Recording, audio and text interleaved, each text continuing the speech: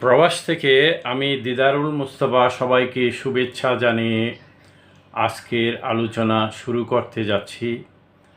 আমার সাথে আছেন ঢাকা বিশ্ববিদ্যালয়ের সাবেক অধ্যাপক আইন বিভাগের জনাব ম্যাক্স স্যার।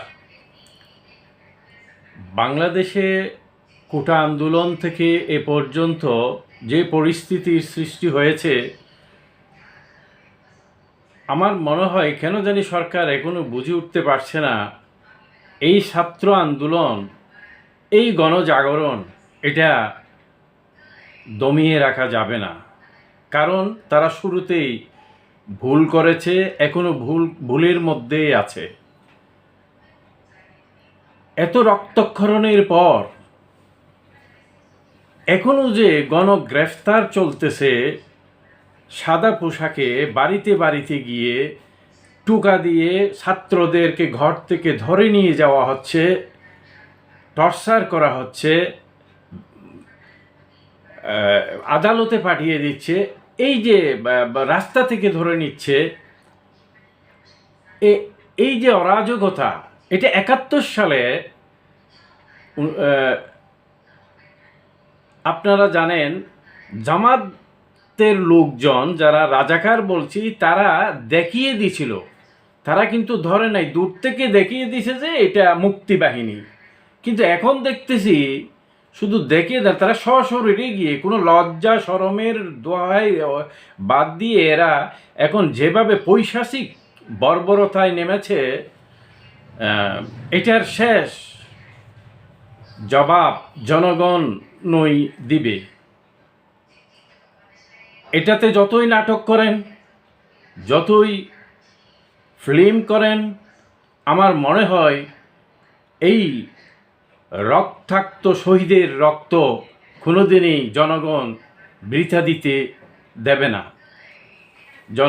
ছাত্রছাত্রীরা আবারও মাঠে নেমেছে, প্রবাসীরা তাদের রেমিটেন্স বন্ধ করে দিয়েছে। সব দিক থেকে এখন একটা ঐক্যের জাতীয় ঐক্য সৃষ্টি হয়ে গেছে অলরেডি, এবং সেটাতে সরকার আরও বেশি কঠোর এবং এই যে গণগ্রেফতার চালাচ্ছে, এটা পরিণতি কিন্তু হবে ভয়াবহ। আমি এখন এই ব্যাপারে আমার শ্রদ্ধেয় স্যার উনাকে কিছু বলার জন্য অনুরোধ করছি।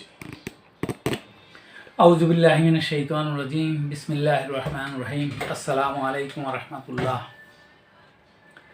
সমগ্র জাতি যেখানে ঐক্যবদ্ধ হচ্ছে, সমগ্র জাতি যেখানে অন্যায়, অবিচার, নৃশংসতা, এই রক্তাক্ত খুলি খেলার রাজনীতি বন্ধ করার প্রচেষ্টায় জীবন আত্মত্যাগ করে তারা সংকল্পবদ্ধ হয়ে মাঠে নেমেছে, তখনও সরকারের বোধোদয় হচ্ছে না বলে অনেকেই বলছেন।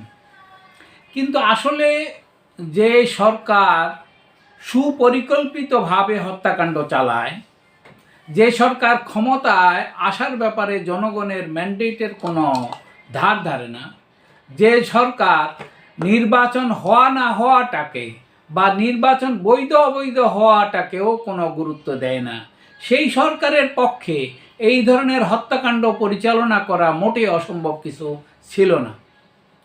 তবে তাদের বোধোদয় হতে এখন শুরু করেছে তখন যারা জাতিকে ঐক্যবদ্ধ দেখছে, জাতি ঐক্যবদ্ধভাবে এ প্রতিরোধ করার চেষ্টা করছে, নিরস্ত্রভাবে জীবন পাত করে নিজেদের জীবন উৎসর্গ করে দিচ্ছে। বিশেষ করে ছাত্ররা, তরুণ সমাজ, জাতির ভবিষ্যৎ যারা, তাদের রক্ত ঝরছে প্রতিনিয়ত। এমনি পরিপ্রেক্ষিতে সমস্ত পৃথিবী তাকিয়ে আছে কখন এ হত্যাযজ্ঞ বন্ধ হবে, কখন এ রক্তাক্ত সরকারের রক্তাক্ত পলিসি বন্ধ হবে। কিন্তু দেখা যাচ্ছে সেদিকে সরকারের কোনো নজর নাই। সরকার হারুনের চাকরি খাওয়াকে বড় করে দেখছে, বেনজিরের এত সম্পত্তি আত্মসাৎকে তারা একটা দৃষ্টি নন্দন করে উপস্থাপন করছে।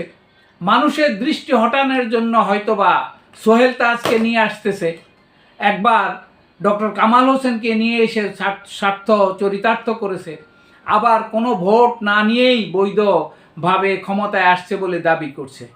আর এবারে যেটা জঘন্যতম বিষয়টি ঘটেছে, তারা ছাত্ররা আন্দোলন করতেছিল রাস্তায়, আর তারা সুপরিকল্পিতভাবে সরকারি বিভিন্ন স্থাপনা নষ্ট করে তারা এখন ছাত্রদের উপর দোষ চাপাচ্ছে।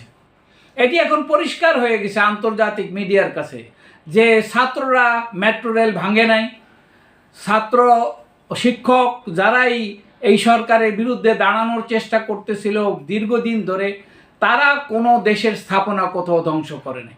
এইসবই সুপরিকল্পিত দেশের শত্রুদের কাজ। এই শত্রুদের সাথে দেশি এবং বিদেশি কোন সব চক্র জড়িত আছে সে বিষয়ে আমরা এখনো জানি না।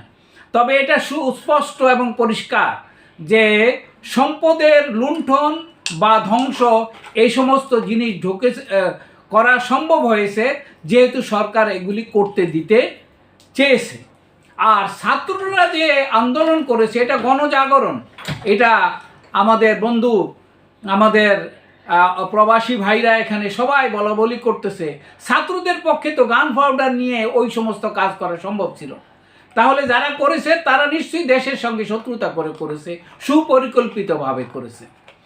এখন এইটা থেকে উত্তরণের উপায়টা কি? উত্তরণের উপায় কেউ বলছে স্বরাষ্ট্রমন্ত্রীর পদত্যাগ, কেউ বলতেছে আইনমন্ত্রীর পদত্যাগ।